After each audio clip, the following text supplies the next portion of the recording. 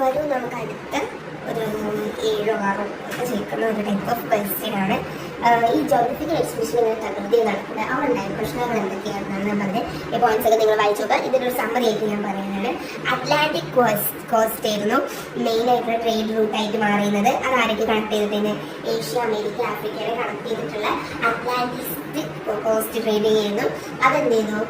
Mediterranean trade അവിടെ decline ആവുകയും Atlantic trade അവിടെ എന്തായി ഉയർന്നു വരികയും ചെയ്യും. അതാണ് ഈ പോയിന്റിൽ പറഞ്ഞത്. പിന്നെ ഇവിടെ പറയുന്നത് എന്താ വെച്ച് കഴിഞ്ഞാൽ അമേരിക്ക, ആഫ്രിക്ക, ഏഷ്യ ഇതൊക്കെ എന്തായി യൂറോപ്പിന്റെ അടിയിലായി തീർന്നു. അതായത് യൂറോപ്പിന്റെ കോളനിവൽക്കരണത്തിലൊക്കെ ആയിത്തീരുന്നു. അതേമാതിരി തന്നെ യൂറോപ്പ് ഇങ്ങനെയൊക്കെ ചെയ്തിരുന്ന എന്താണെന്ന് വെച്ച് കഴിഞ്ഞാൽ നമ്മുടെ ഏഷ്യ, അതായത് നമ്മുടെ ഇന്ത്യയിലൊക്കെ ആയിരുന്നു ഏറ്റവും കൂടുതൽ പെപ്പർ സ്പൈസസ് ഒക്കെ ഉൽപ്പാദിച്ചിരുന്നത്. അത് യൂറോപ്യൻസിക്ക് ഡീൽ ചെയ്യണം, അത് യൂറോപ്യൻസിക്ക് സ്വന്തമായി വേണം. അതാണ് മോണോപ്ലൈസ് അവർക്ക് അത് സ്വന്തമായിട്ട് വേണം എന്നുള്ള ഇത് കൊണ്ടാണ് അവർക്ക് ആ കാര്യങ്ങളൊക്കെ അവർക്ക് ഡീൽ ചെയ്യണം. അതുകൊണ്ടാണ് അവർ ഇങ്ങനെയൊക്കെ ചെയ്തത്.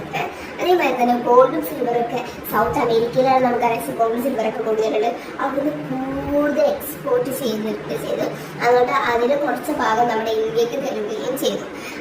അവിടെ ഈ ട്രയാങ്കുലർ ട്രേഡ് സിസ്റ്റം അവിടെ ഫോം ചെയ്തു. യൂറോപ്പ്, ആഫ്രിക്ക, ഏഷ്യ ഇവർക്കിടയിൽ ട്രയാങ്കുലർ ട്രേഡ് സിസ്റ്റം. അതായത് ഇവിടുന്ന് ഇങ്ങോട്ട് സാധനമാണ്, ഇവിടുന്ന് ഇങ്ങോട്ട് അവർക്ക് ഇഷ്ടമാണ്, ഇവിടുന്ന് ഇങ്ങോട്ട് അങ്ങനെ ഒരു ട്രയാങ്കുലർ ട്രേഡ് സിസ്റ്റം. ഇതിനൊക്കെ മെയിൻ തലവേദന ആയിരുന്നു യൂറോപ്യൻസ് ആയിരുന്നു. ഈ ഗോൾഡും ഇവർക്ക് കിട്ടിയിരുന്ന യൂറോപ്യൻസ് കിട്ടിയിരുന്ന ഗോൾഡും സിൽവറൊക്കെ ഇവരെന്തായി നാണയങ്ങളും കറൻസീസും ആക്കി മാറ്റാൻ തുടങ്ങി. അവിടെ നിന്നാണ് ആ കറൻസിയൊക്കെ തുടങ്ങുന്നത് എന്നാണ് ഇത് മെൻഷൻ ചെയ്തിരുന്നത്. അപ്പോൾ ഈ പോയിന്റ്സ് വായിച്ചു നോക്കുക, പഠിക്കുക, ഇമ്പോർട്ടൻ്റ് ആണ്.